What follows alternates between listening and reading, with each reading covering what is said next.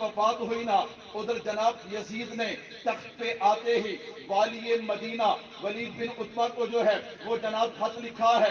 خط میں کیا لکھا ہے کہ حضرت عبداللہ ابن عمر، حضرت عبداللہ بن زبیر، حضرت حسین رضوان اللہ علیہم اجمعین، ان تینوں سے بیعت لو، جس طرح بھی ہو سکتا ہے ان سے بیعت لو، زبردستی کرو لیکن ان سے بیعت لو. جب یہ خط اس کے پاس آیا، اب ولید جو ہے وہ پریشان ہو گیا.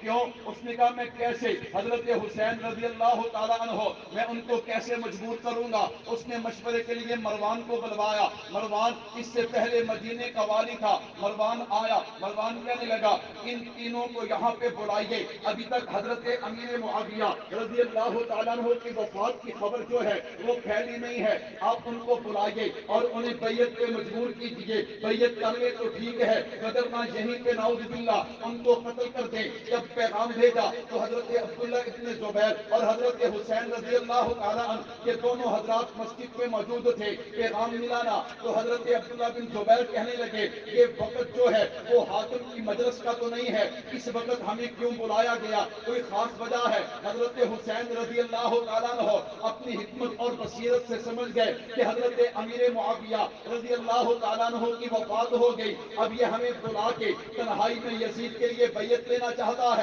تو کیا کرنا چاہیے. حضرت حسین رضی اللہ تعالیٰ عنہ فرماتے ہیں آپ نہ جائیں، میں جاتا ہوں اور چند نوجوانوں کو ساتھ لے کے جاتا ہوں، ان کو باہر دروازے پہ کھڑا کر دوں گا، اگر ضرورت پڑی تو میں ان کو اندر بلا لوں گا. میرے بھائیو توجہ کیجیے، میں مختصر سی کارگزاری تاکہ بات شروع ہو جائے، بات سمجھ آئے، زیادہ تفصیل میں نہیں جاؤں گا، بس اشاروں میں حضرت حسین رضی اللہ تعالیٰ عنہ کی شہادت کا خلاصہ اور خاکہ آپ حضرات کے سامنے رکھ دوں گا. ذرا توجہ کیجیے گا. حضرت حسین رضی اللہ تعالیٰ عنہ جب گئے نا، وہی بات ہے اس نے خط سامنے رکھ دیا جس میں حضرت امیر معاویہ رضی اللہ تعالیٰ عنہ کی وفات کا ذکر تھا. آپ نے بڑے افسوس کا اظہار کیا. آگے بیعت کی بات ہے تو آپ نے والی مدینہ سے کہا کہ میرے جیسے بندے کو زیب نہیں دیتا، یوں چھپ چھپ کر بیعت کرے. آپ اس بات کو کل لوگوں میں لائیں، علل اعلان سب کو جمع کریں، پھر وہاں پہ دیکھا جائے گا. اس نے کہا بالکل ٹھیک ہے. حضرت حسین رضی اللہ تعالیٰ عنہ اٹھ کے جانے لگے. مروان کہنے لگا او ولید ان کو آج نہ جانے دے، اگر یہ تیرے ہاتھ سے آج نکل گئے پھر دوبارہ تیرے ہاتھ نہیں آئیں گے، نعوذ باللہ ان کو یہیں پہ قتل کر دے. اللہ اکبر. آگے سے ولید کا جواب سنیے گا. کہا مروان کیسی باتیں کرتا ہے، ایک طرف نبی کا نواسا ہو اور ایک طرف ساری دنیا کی حکومت اور پیسہ ہو، میں ساری دنیا کی حکومت اور پیسے کو ٹھکرا دوں گا، حضرت حسین کو شہید نہیں کروں گا، اس لیے کہ جس کی گردن پہ کل قیامت والے دن حضرت حسین کا خون ہوا اسے اللہ معاف نہیں کریں گے. اب حضرت عبداللہ بن زبیر رضی اللہ عنہ اپنے بھائی کو لے کے وہ تو پہلے ہی نکل گئے مدینہ منورہ سے مکہ مکرمہ کی طرف. حضرت حسین رضی اللہ تعالیٰ عنہ نے بھی اپنے اہل و عیال کو لیا، آپ نے بھی سفر شروع کیا. دونوں حضرات مکہ پہنچ گئے. کہاں پہنچ گئے؟ مکہ. اب یہ بات عام ہو گئی کہ آپ کو بیعت کے لیے مجبور کیا گیا، آپ نے بیعت نہیں کی، آپ مدینہ چھوڑ کے مکہ مکرمہ آ گئے. اب کوفے والوں نے خط لکھنا شروع کیے. کیا لکھنا شروع کیے؟ یہی تو لوگ حضرت حسین رضی اللہ تعالیٰ عنہ کے اصل دشمن اور قاتل ہیں، جنہوں نے خود خط لکھ کے بلایا اور پھر عین موقع پہ یزید کی فوج میں کھڑے ہو گئے. 150 خط آیا. کتنے خط آئے؟ اور ایک خط پہ کئی آدمیوں کے نام، کئی آدمیوں کے نام. آپ نے خط پڑھائی، اللہ اکبر. آپ نے ارادہ کیا، فیصلہ کیا کہ میں کوفہ جاؤں گا.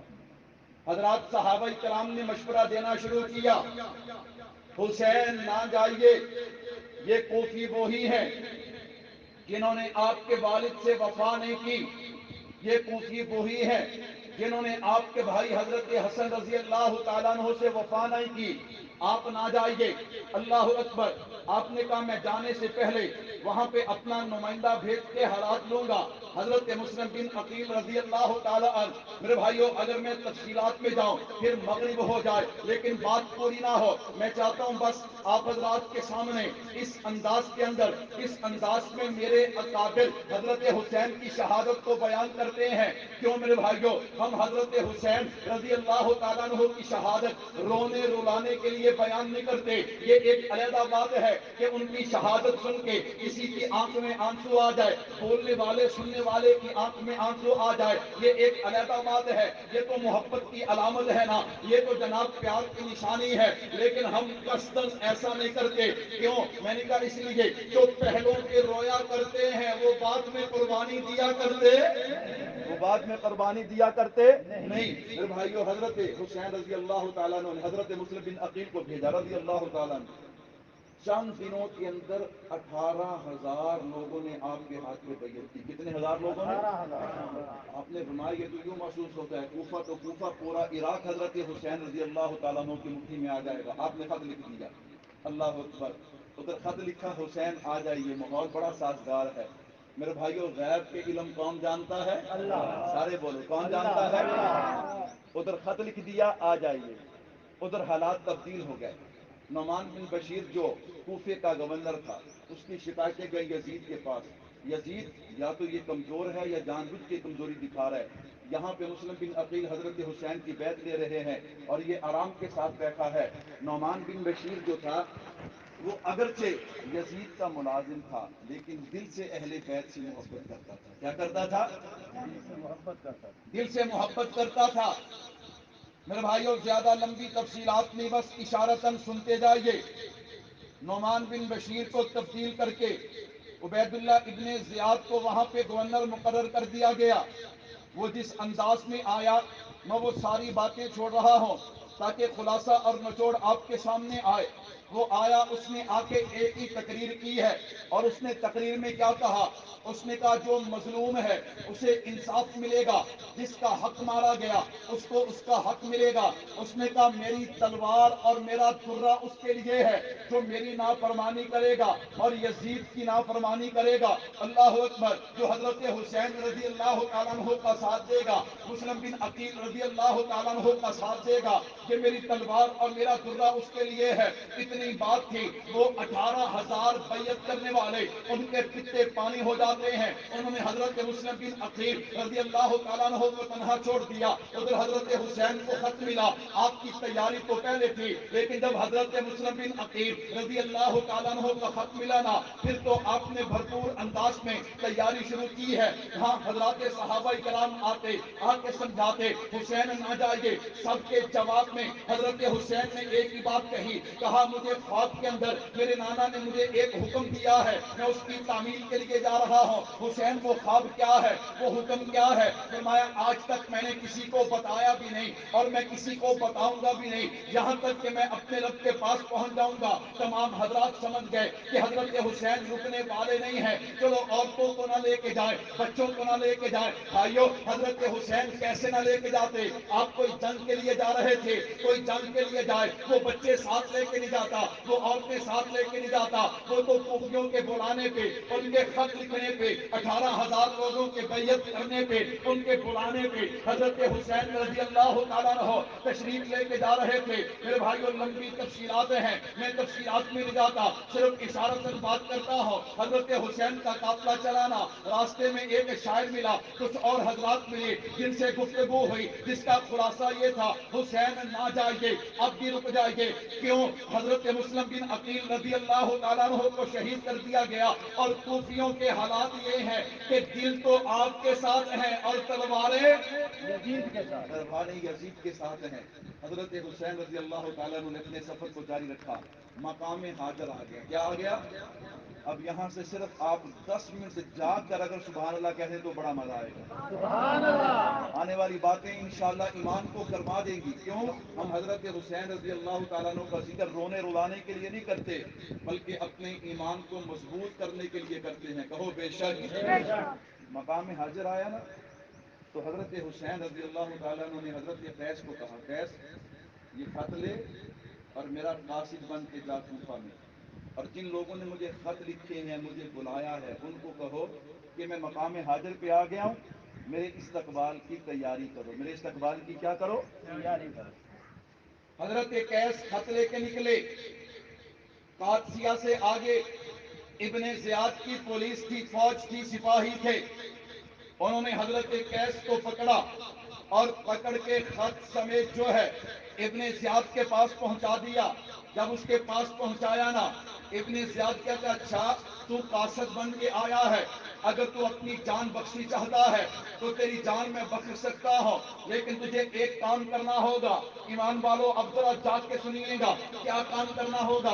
کہا میرے محل کے چھت پہ چلا جا, میں لوگوں کو جمع کرتا ہوں. نعوذ باللہ, وہاں پہ جا کے حضرت حسین رضی اللہ تعالیٰ عنہ کی توہین کر. اللہ اکبر, اگر تو ان کی توہین کرے گا میں تجھے معاف کر دوں گا, تیری جان بخش دوں گا, میں قربان جاؤں. میرے نبی کا قاصد کتنا عقل مند اور ہوشیار تھے. کہا ٹھیک ہے مجھے چھت پہ لے چلو اور تم کوفے والوں کو جمع کرو. اللہ اکبر, سارا کوفہ شہر جمع ہو گیا. حضرت قیس چھت پہ کھڑے ہیں. میں نے کہا ابن زیاد بھی یوں نیچے سے منہ کھول کے دیکھ رہا ہوگا کہ ابھی نعوذ باللہ یہ حضرت حسین کی توہین کریں گے. حضرت قیس نے جو کہا نا اسے کسی شاعر نے اپنے انداز میں یوں نقل کیا. کہا ابن زیاد تو مجھے تلوار سے ڈرا کے, تو مجھے موت سے ڈرا کے تو یہ چاہتا ہے میں حضرت حسین کی توہین کروں. نعوذ باللہ, یہ نہیں ہو سکتا. جب سارا کوفہ جمع ہو گیا نا تو حضرت قیس کیا کہتے ہیں, کسی شاعر نے اپنے انداز میں یوں کہا کہ آنکھوں کا نور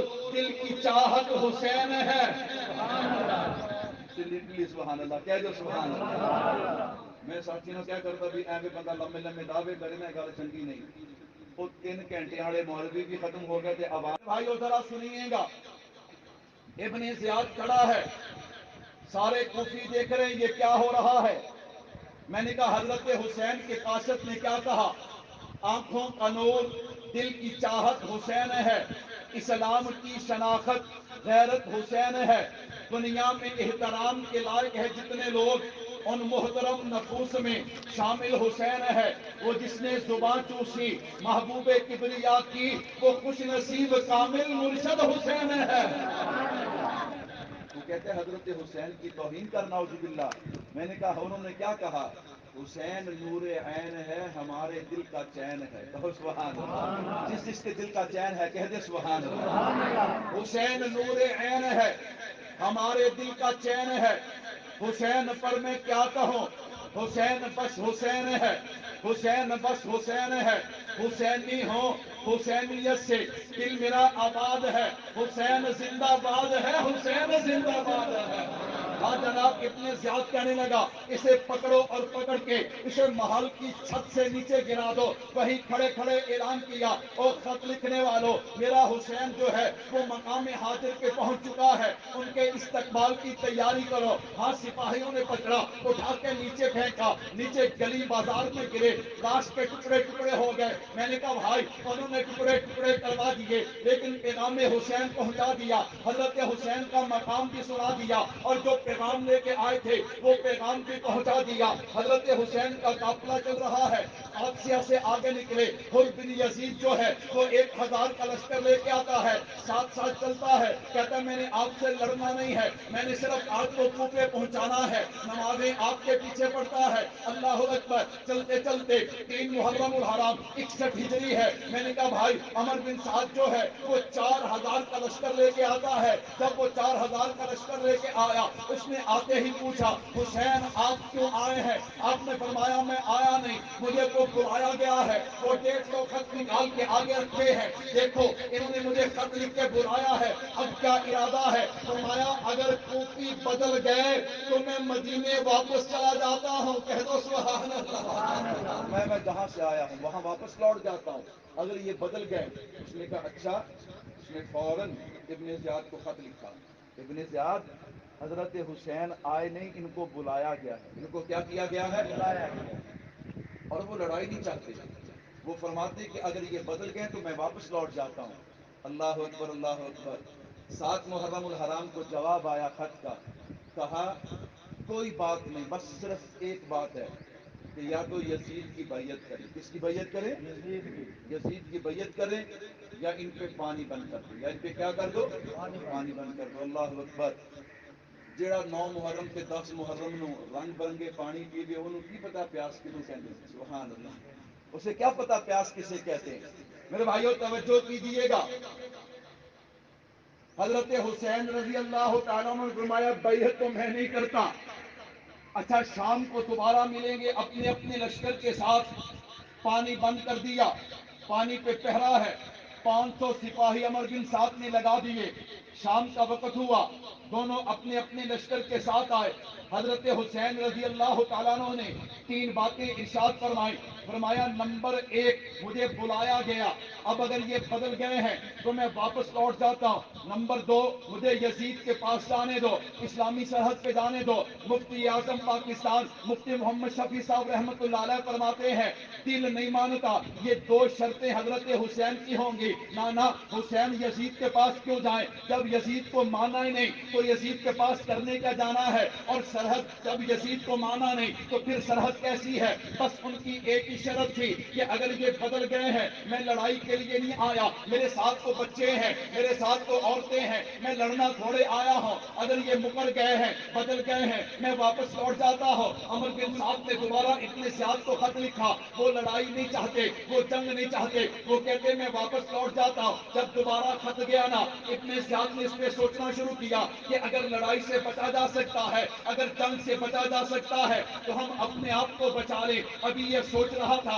اس پہ غور و فکر کر رہا تھا کہ شمر کو بات سمجھ آ گئی. یہ شمر ظالم کہنے لگا ابن زیاد عمر بن سعد کی باتوں میں نہ آنا, یہ آپس میں ملے ہوئے ہیں, کبھی ان کی دن کو ملاقاتیں ہوتی ہیں, کبھی ان کی رات کو ملاقاتیں ہوتی ہیں. یاد رکھنا اگر حسین آج تیرے ہاتھ سے نکل گیا پھر اتنا بڑا لشکر لے کے آئے گا کہ تو ان کا مقابلہ نہیں کر سکے گا. ابن زیاد نے دوبارہ خط لکھا, کہا شمر یہ خط لے کر تو جا اور وہاں پہ جا کے عمر بن سعد کو یہ خط دے. اس میں لکھا تھا جب خط پہنچے بس ایک ہی بات ہے, یا تو بیعت یا لڑائی شروع کر دو, اور ان کو شہید کر کے قتل کر کے ان کے جسموں پہ گھوڑوں کو دوڑاؤ, ان کی لاشوں کا مشق کر دو. اللہ اکبر. یہ خط شمر کو دیا اور ساتھ لکھا عمر بن سعد ابھی بھی تاخیر کرے, اسے قتل کر کے اس کی جگہ سپہ سالار شمر ہوگا. اللہ اکبر. شمر کی شرارت کامیاب ہو گئی, یہ خط لے کے جانے لگا.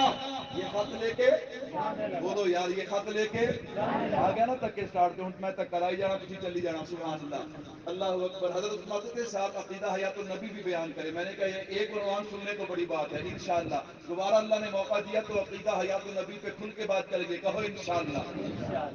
جاگ رہے ہو بھاگ رہے ہو؟ جانے لگا نا اسے خیال آیا کہ حضرت حسین کے لشکر میں میرے 4 رشتہ دار ہیں. کتنے رشتہ دار ہیں؟ میرے 4 پھپھی زاد بھائی ہیں. ان کے لیے امان لے لوں کہ ان کو ابن زیاد کچھ نہیں کہے گا. ابن زیاد نے امان لکھ کے دے دی. بڑا خوش ہوا. یہ 9 محرم کو کربلا پہنچا. کتنی تاریخ کو پہنچا؟ 9 محرم کو.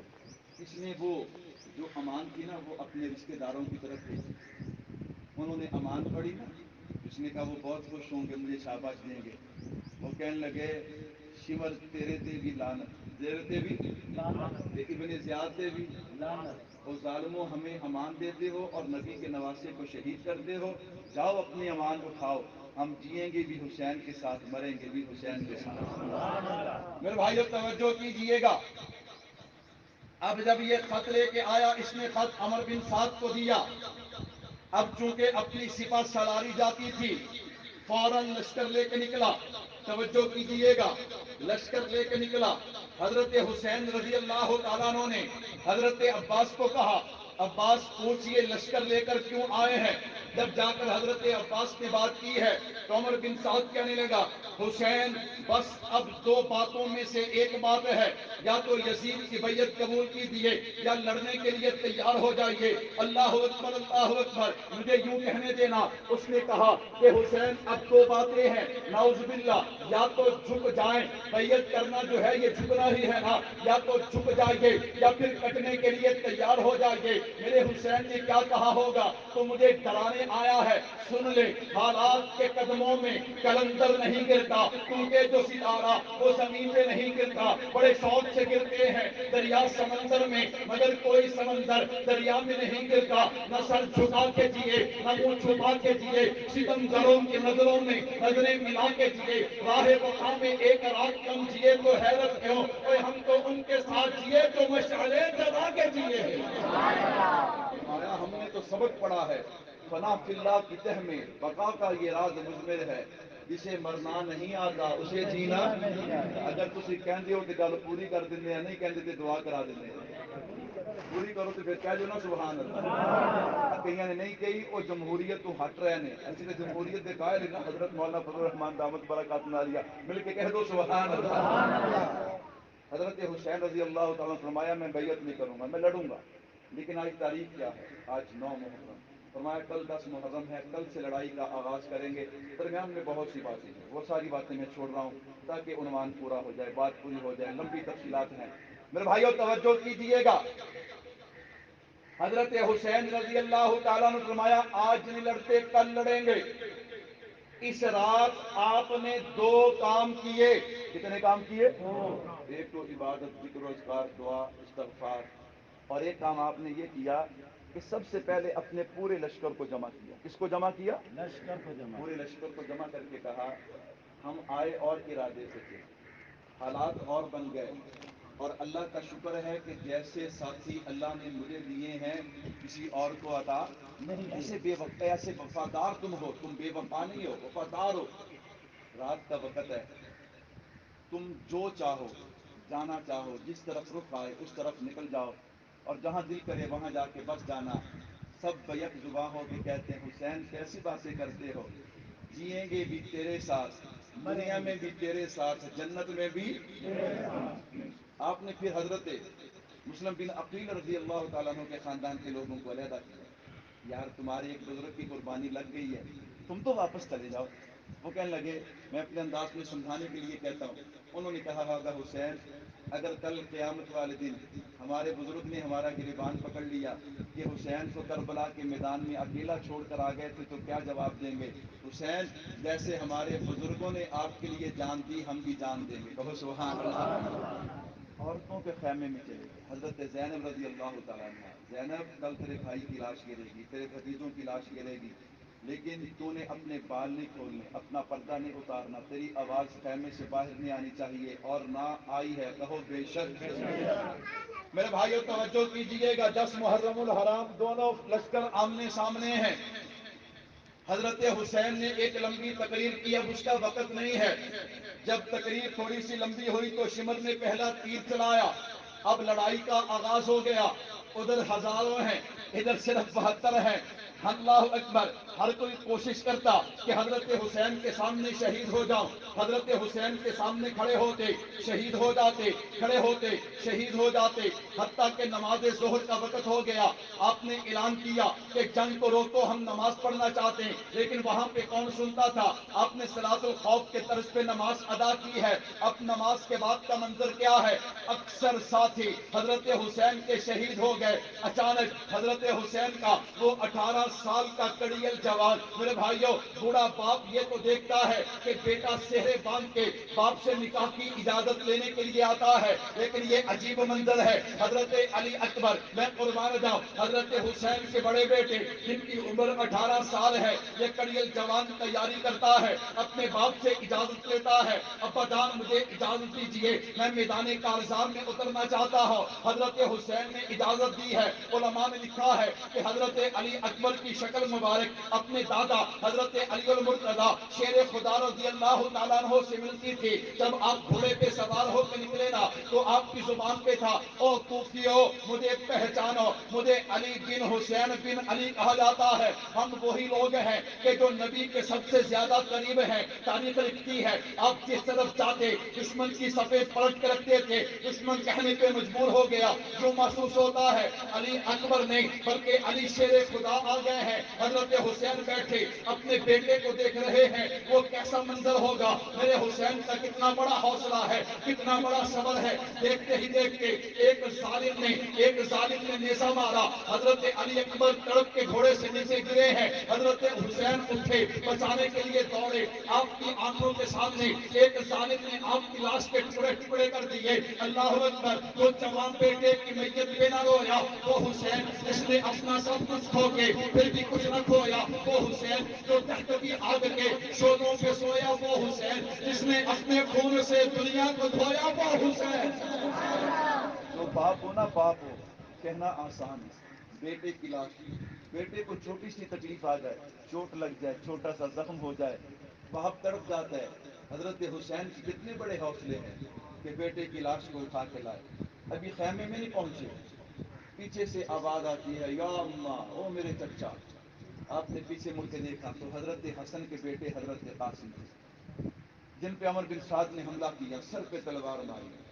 اللہ اکبر. جب تلوار لگی نا، اب والد تو تھے نہیں، چچا ہی والد تھے.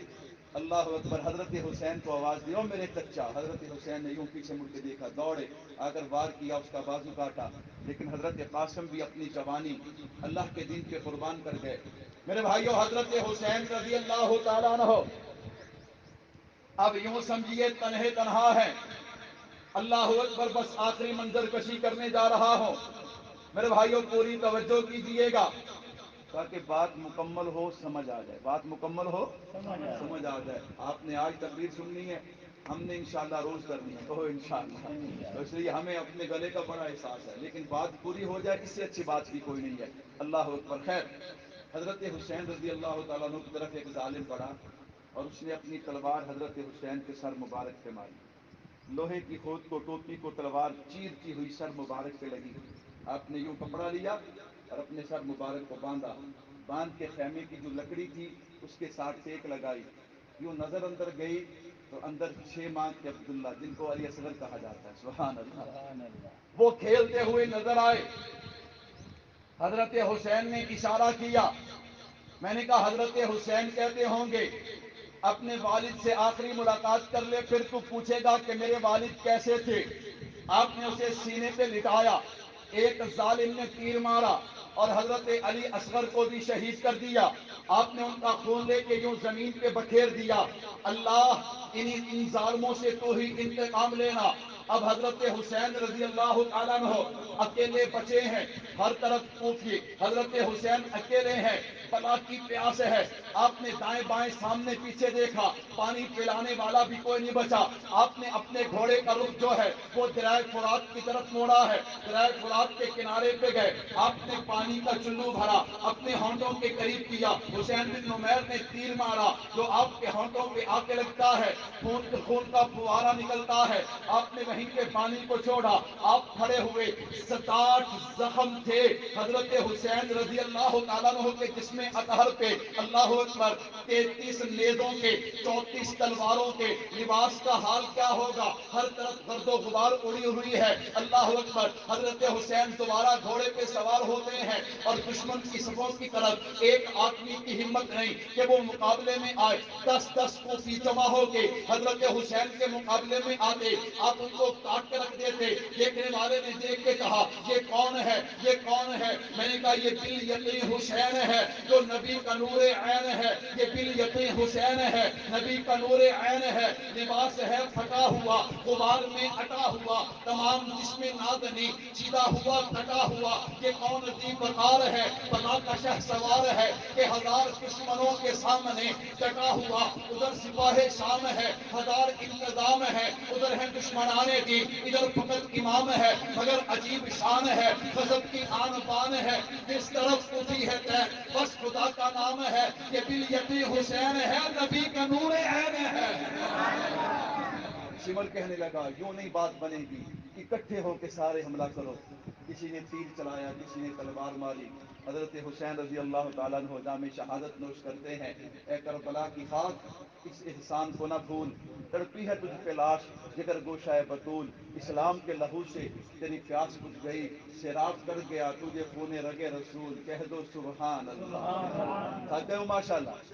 پھر نہیں تھکے، کہو سبحان اللہ. میں نے کہا حضرت حسین زندہ ہیں. حضرت حسین کیا ہے؟ بولو یار کیا ہے؟ اللہ نے شہید کو کیا مقام دیا. 2 چھوٹی سی باتیں سنا کے پھر انشاءاللہ دعا کروانے لگا ہوں. حضرت حسین رضی اللہ تعالیٰ عنہ کو شہید کر کے آپ کا سر مبارک، آپ کے تن مبارک سے جدا کر لیا گیا. لے کے چلے کوفے کی طرف. جب یہ کوفے کی طرف لے کے چلے نا تو یاد رکھنا، جب یہ شہر میں پہنچے تو خولی بن یزید کے پاس سر تھا. کوفے کا پھاٹک جو تھا، شہر کا پھاٹک، وہ بند ہو گیا، دروازہ بند ہو گیا. یہ اپنے گھر چلا گیا. اس نے اپنے گھر لے جا کے اس سر مبارک کو کپڑے دھونے والا جو برتن اور ٹب تھا نا اس کے نیچے رکھ دیا اور خود بڑے فخر کے ساتھ چارپائی پہ دیکھا. اپنی بیوی کو آواز دیتا ہے جس کا نام نوار تھا. جس کا نام کیا تھا؟ نوار بنت مالک. کہتا نوار ادھر آ. نوار آئی، بڑا خوش ہے. کہتا آج میں تیرے لیے بڑا قیمتی تحفہ لایا. ان کا کیا لایا ہے؟ کہتا تیرے لیے زمانے کے معزز کا سر لایا. وہ تڑپ کے کہنے لگی حسین کا سر لایا ہے رضی اللہ تعالی. کہتا ہاں ہاں تیرے لیے حسین کا سر لایا ہوں. کہا تجھے شرم تو نہیں آتی، حیا تو نہیں آتی؟ لوگ اپنی بیویوں کے لیے مٹھائیاں، کپڑے، فروٹ لے کے جاتے ہیں، زیور لے کے جاتے ہیں، اور تو نبی کے نواسے کا سر لایا ہے. جا آج کے بعد تیرا اور میرا رشتہ کیا ہے؟ ختم. یہ کہہ کر وہ اٹھ کے چلی گئی. اس نے اپنی دوسری بیوی کو بلایا. وہ اس کے پاس بیٹھی، باتیں کرتے کرتے اچانک کہنے لگی کہ اس ٹپ کے نیچے کیا ہے؟ خالی کہنے لگا تجھے کیا محسوس ہوتا ہے؟